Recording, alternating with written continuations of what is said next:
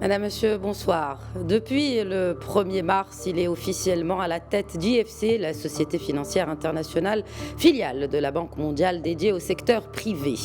Il a choisi le Maroc pour la première visite dans la région depuis sa nomination. Alors quel est l'ordre du jour de cette visite? Les enjeux sont des plus importants compte tenu de la conjoncture difficile et des ambitions de relance pour les entreprises. Comment IFC se positionne-t-elle pour accompagner le nouveau modèle de développement du royaume? Le directeur général et vice-président exécutif de la Société financière internationale IFC, Maktar Diop, partage avec nous aujourd'hui en exclusivité sa vision du partenariat stratégique avec le Maroc, entre le Maroc et la Société financière internationale, mais pas que. Nous évoquerons également les questions liées au financement du secteur privé en Afrique, ses challenges et ses perspectives d'avenir. Bienvenue à tous.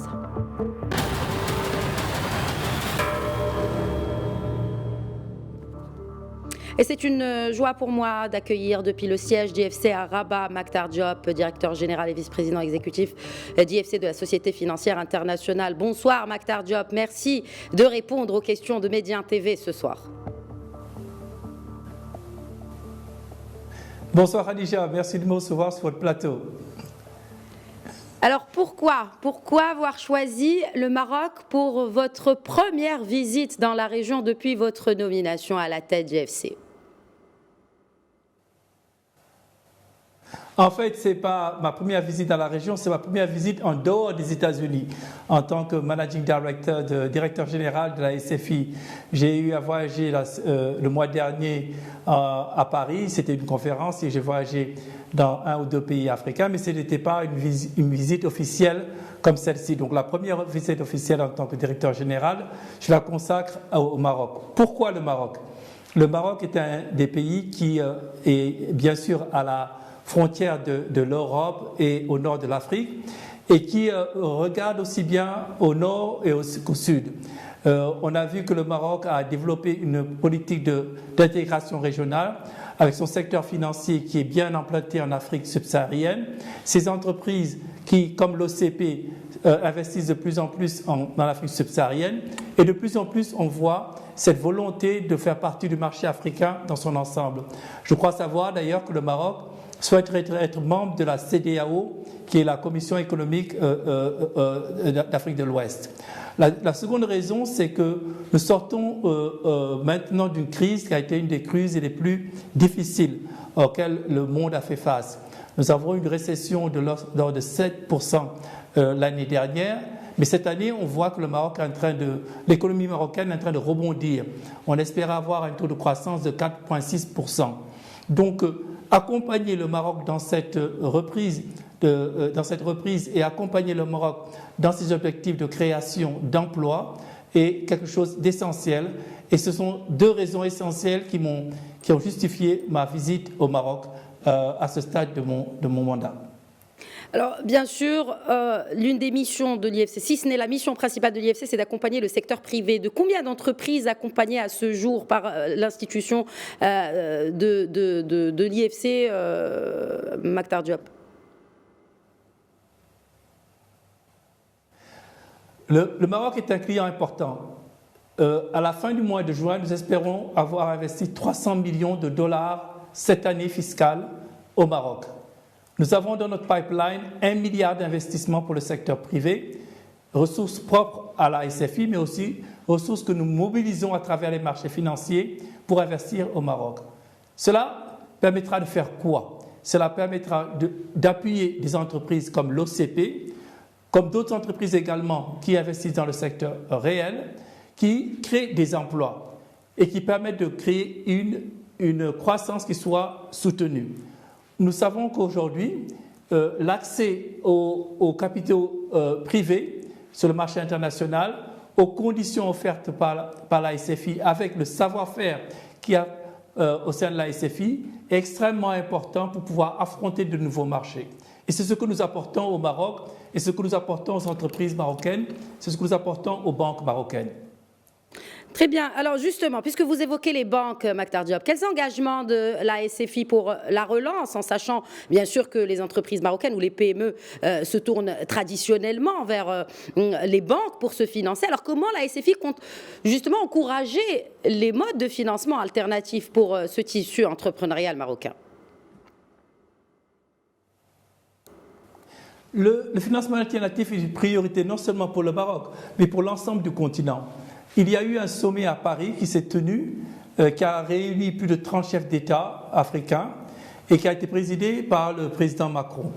Au cours de ce sommet, la SFI a fait une proposition de financement additionnel pour les entreprises, les petites et moyennes entreprises, dont nous aurons 1 milliard de dollars qui sera dédié au financement des petites et moyennes entreprises.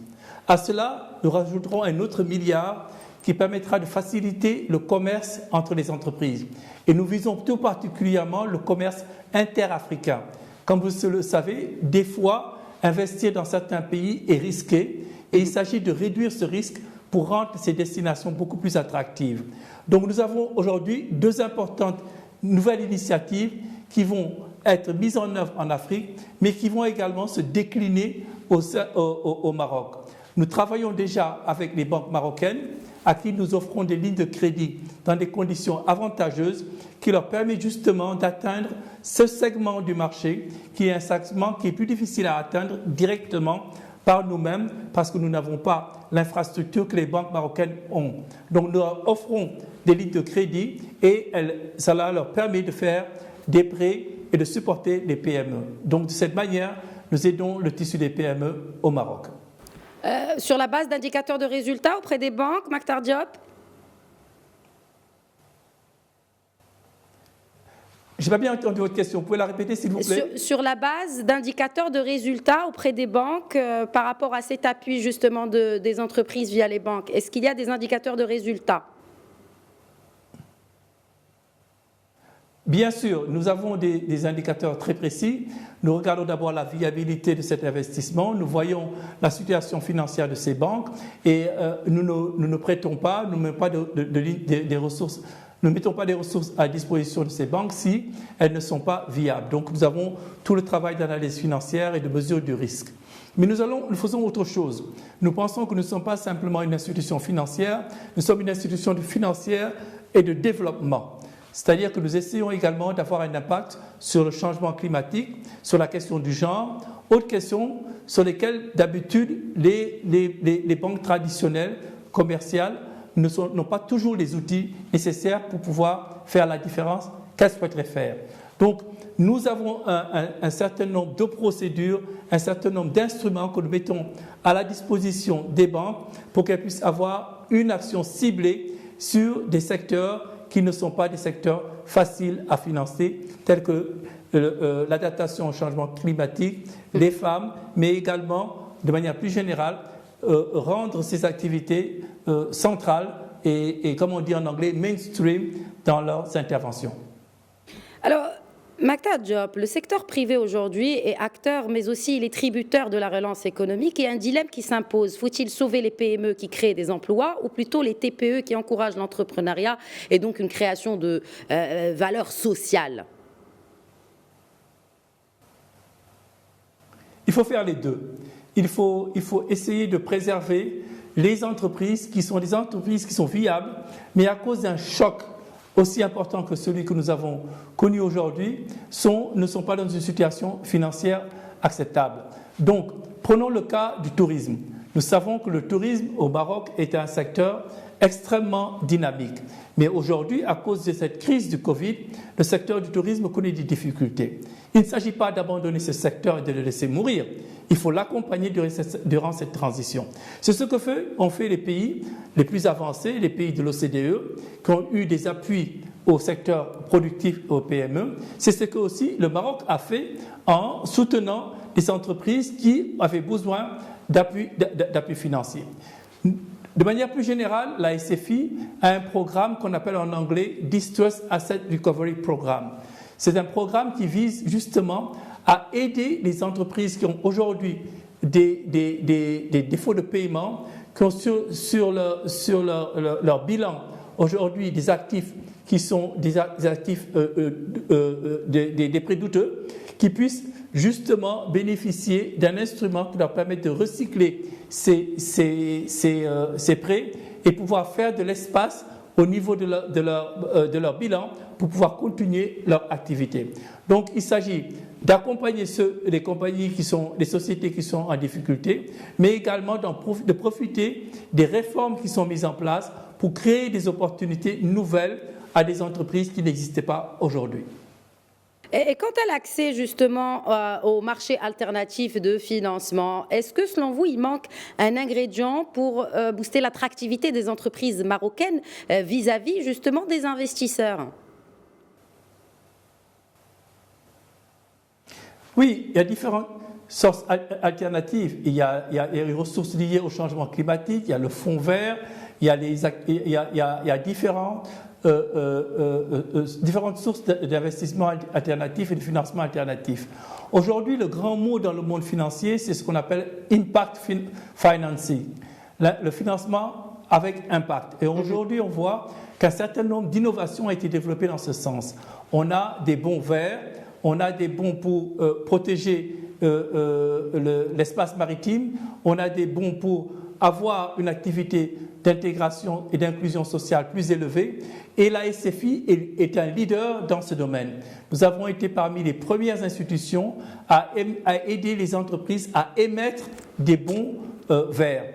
Nous avons aujourd'hui, pour la première fois, nous avons fait en Indonésie un prêt à une société qui vise à réduire sa production de plastique et de pollution plastique. Donc l'ensemble de ces ressources et la mobilisation que nous avons des ressources de financement alternatifs nous permet justement d'avoir un impact sur des questions comme le changement climatique ou autres questions sociales que j'ai évoquées tantôt. Quand je parle aussi de mécanismes de financement alternatifs, je parle aussi du marché boursier. Maktar Diop, qu'est-ce qui fait d'une place financière qu'elle soit attractive notamment de flux financiers pour des placements rentables et surtout dans des créneaux porteurs? Ce qui rend une place financière attractive, c'est la gouvernance d'abord. D'abord, une gouvernance, avoir des règles du marché qui soient transparentes, qui soient mises en œuvre de manière rigoureuse et qui soient mises en œuvre sans exception. Cette confiance que crée la mise en œuvre de politiques et de règlements de manière systématique apporte la confiance aux investisseurs dans ce domaine. Et je crois que ce qui s'est passé au Maroc est un cas très intéressant. L'ensemble des réformes qui ont été mises en œuvre dans le secteur bancaire et dans le secteur financier ont justement donné la confiance aux investisseurs d'utiliser le Maroc comme une des places financières qui a permis à son tour de pouvoir investir dans le domaine financier, dans le domaine bancaire, dans le reste de l'Afrique. Et c'est un peu cette histoire que nous essayons aujourd'hui de consolider, de renforcer et de créer et de répliquer non seulement au niveau du secteur financier, mais également au niveau du secteur productif. Les conditions qui ont permis de développer le secteur financier, les places financières au Maroc, et d'utiliser cela comme un tremplin pour pouvoir développer le secteur financier dans des économies qui ont moins accès au marché des capitaux, est une histoire importante et c'est ce rôle que la SFI peut aider à jouer par le Maroc pour le reste de l'Afrique et pour le reste du monde. Pour rester au Maroc avant de passer à l'Afrique et pour parler aussi de PPP, de partenariat public-privé avec vous, Maktar Diop, de par bien sûr votre riche expérience dans le domaine, quel est le facteur d'inflexion des PPP et surtout pour quel secteur prioritaire? On parle du cas Maroc, bien sûr. Ce qui est très clair, c'est que le gouvernement du Marocain, Sa Majesté a demandé qu'il y ait un diagnostic fait par les Marocains, par la diaspora marocaine, sur la situation de l'économie marocaine. Et une des conclusions, c'est qu'il faut plus utiliser les ressources du secteur privé pour obtenir les objectifs de croissance inclusive. Cela est encore plus évident à un moment où les pays ont connu des baisses de recettes budgétaires et ont dû s'endetter pour faire face à un certain nombre de besoins nécessaires pour la croissance économique et pour faire face aux besoins au plan social. Donc la solution pour pouvoir continuer à investir dans cette conjoncture, c'est de pouvoir justement faire appel au secteur privé. Et le secteur privé, une des formes importantes et essentielles d'intervention du secteur privé, c'est à travers les PPP. Les PPP qui permettent justement d'avoir une responsabilité partagée entre le public et le privé, de pouvoir créer les conditions pour que le privé puisse avoir une visibilité à long terme de ce qui se passe dans un pays et ainsi pouvoir mesurer de manière plus précise le risque. Il s'agit également de mettre en place des lois et règlements qui garantissent la mise en place de ce cadre juridique nécessaire au PPP. Quels sont les secteurs où on pourra faire des PPP? Dans le secteur des infrastructures, qui est un secteur où on a besoin de beaucoup de ressources, où on a besoin de mobiliser les investisseurs institutionnels, les fonds de pension, les assurances et autres, qui ont besoin justement d'une très grande visibilité avant de s'engager dans des investissements de cette nature. Le secteur de l'agriculture également est un secteur où on peut faire du PPP. Et d'autres secteurs dans le secteur des services, et je pense notamment dans le secteur de la santé, où de plus en plus on voit des innovations en matière de PPP. Vous avez fait allusion au nouveau modèle de développement, Mactar Diop. Alors, quelle est la feuille de route de l'accompagnement de SFI, de la SFI, à ce chemin de développement du Maroc? J'ai signé aujourd'hui avec le ministre des Finances un accord cadre qui va organiser l'appui que la SFI va apporter au programme de développement du Maroc. En particulier, aider dans l'identification de projets bancables et apporter notre expertise dans la mise en place du fonds Mohamed VI qui vise à mobiliser les investissements privés. Nous avons également une feuille de route sur le secteur financier où nous comptons aider les banques à travers nos instruments de garantie, aider les banques marocaines à encore plus investir dans le reste du continent africain. Nous avons également parlé de la possibilité d'étendre et d'avoir cette approche dans le secteur réel, dans le secteur de l'agriculture, dans le secteur du numérique, autres secteurs dans lesquels le Maroc a une compétence avérée et peut mobiliser des ressources à investir dans d'autres parties du monde. Donc nous avons aujourd'hui un accord cadre qui va organiser notre appui à la stratégie nouvelle de développement qui a été élaborée par des Marocains et qui aujourd'hui nous offre un socle, un cadre très solide sur lequel nous pouvons nous appuyer pour développer ces activités dont nous avons parlé tantôt et que nous avons articulées autour d'un accord cadre. Je vais également signer un autre accord avec la Banque centrale qui nous permettra également de pouvoir appuyer au point de vue institutionnel certaines réformes qui sont prévues dans ce domaine et à la fin de la semaine, si tout se passe bien, faire de même avec l'OCP qui est également un de nos clients. Inch'Allah. Alors, on parle aussi donc d'investissement, puisqu'on a parlé de partenariat public-privé, on parle d'investissement public et d'investissement privé et d'appui. Est-ce qu'il y a une complémentarité entre les programmes d'appui de la SFI et ceux plutôt de sa grande sœur, la Banque mondiale? Oui, la Banque mondiale fait partie du groupe de la Banque mondiale comme nous, comme la SFI. Et nous travaillons main dans la main. Moi-même, j'ai travaillé, je viens de la Banque mondiale où j'ai été vice-président pour les infrastructures, mais également vice-président pour l'Afrique. Et donc, j'ai vu de mes propres yeux et j'ai œuvré à ce que les interventions de la Banque mondiale et de la SFI soient complémentaires. Je vous donne un exemple. Nous avons cette initiative que nous appelons Scaling Solar, qui justement vise à apporter de l'énergie renouvelable aux pays les pays les plus pauvres, et même les pays d'ailleurs maintenant un peu plus riches. Et cette initiative, sans une complémentarité entre le secteur public du groupe de la Banque, qui est la Banque mondiale, et la SFI, cela n'aurait pas été possible. De même, en Égypte, nous avons développé une initiative dans le domaine de l'énergie qui également a bénéficié de la complémentarité entre la SFI et la Banque mondiale.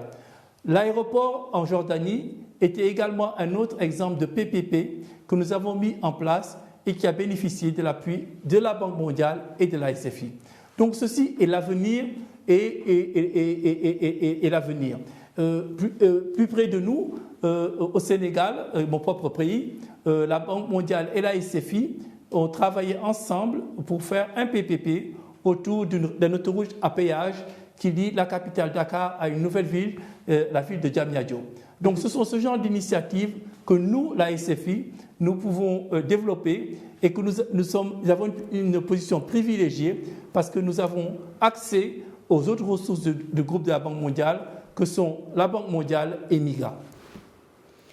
Justement, l'Afrique, c'est le plus gros portefeuille de la Banque mondiale et vous l'évoquiez, vous occupez le poste de vice-président de la Banque mondiale pour cette région, Afrique, et vous avez quand même réalisé un montant record, 70 milliards de dollars d'engagement en faveur de l'Afrique subsaharienne. Alors, Makhtar Diop, comment capitaliser sur les acquis pour un financement intelligent du secteur privé en Afrique, et notamment pour le micro-entrepreneuriat? Vous avez tout à fait raison, Khadija, d'insister sur la question du micro-entrepreneuriat, parce que c'est là qu'on crée des emplois. Et quand on parle aux chefs d'État, aux responsables en Afrique, la préoccupation majeure, c'est la création d'emplois et d'emplois de qualité, d'emplois soutenables. Il est clair que l'expérience de l'Asie et d'autres parties du monde qui ont eu des taux de chômage assez bas, c'est qu'ils ont développé un tissu de PME et de micro-entreprises qui ont été intégrées dans la chaîne des valeurs dans le pays. Et c'est ce tissu de PME et cette intégration dans la chaîne de production d'un pays qui permet justement de créer les emplois et d'avoir les effets à long terme que l'on souhaite. Et c'est justement ce que nous essayons de faire. Je vous donne un exemple. Dans le cadre de l'électricité, la Banque mondiale avait investi du côté du secteur public beaucoup avec les pays pour la construction de lignes de transmission qui permettent de connecter les différents pays.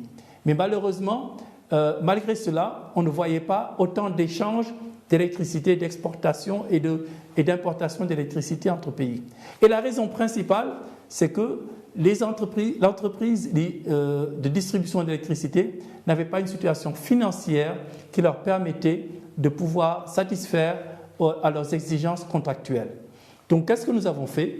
Nous avons mis en place un fonds de garantie qui permettent de justement rendre ce marché beaucoup plus fluide et de garantir le paiement des exportations et des importations. Et pour ce faire également, nous avons apporté le secteur privé pour qu'il aide les sociétés de distribution, quand cela a été possible, à améliorer leur gouvernance, à améliorer leur capacité de gestion pour qu'elles puissent être pour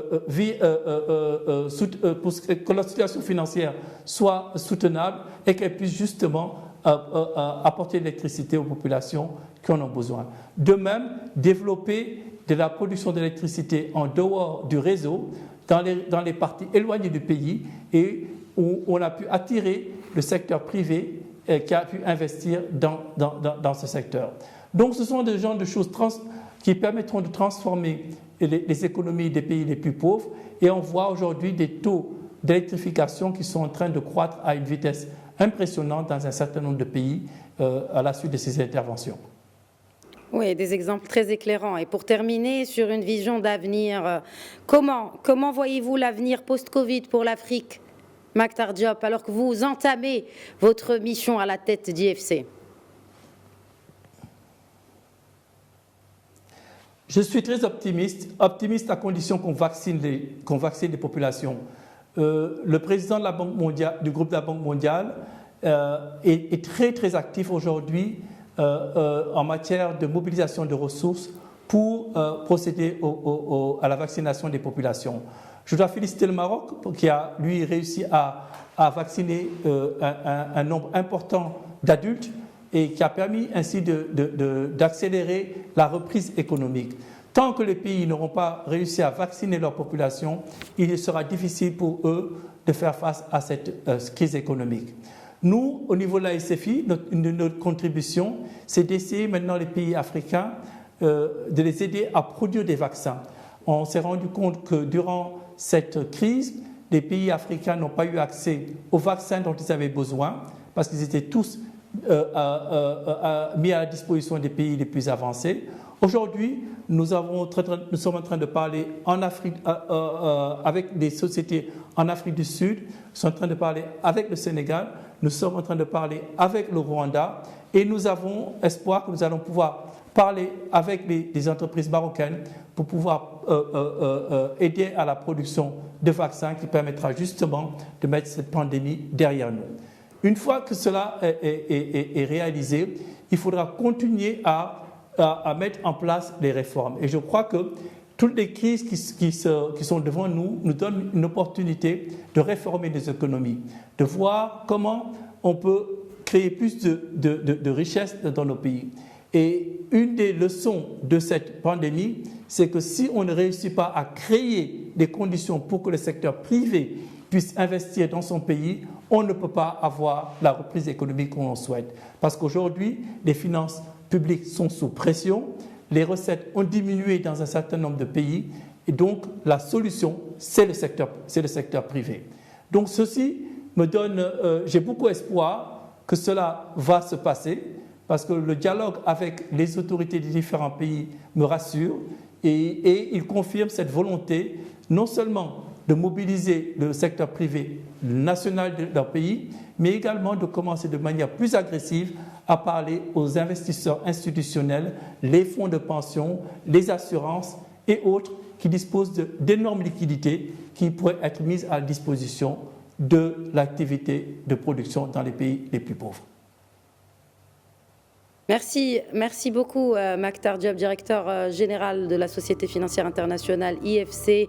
Merci d'avoir répondu à nos questions lors de cette visite au Maroc. Première visite donc depuis votre nomination, première visite hors des États-Unis dans un pays et notamment un pays d'Afrique. Merci d'avoir répondu encore une fois à nos questions. Merci beaucoup Khadija. Voilà, c'était Question Écho. Très bonne soirée à tous.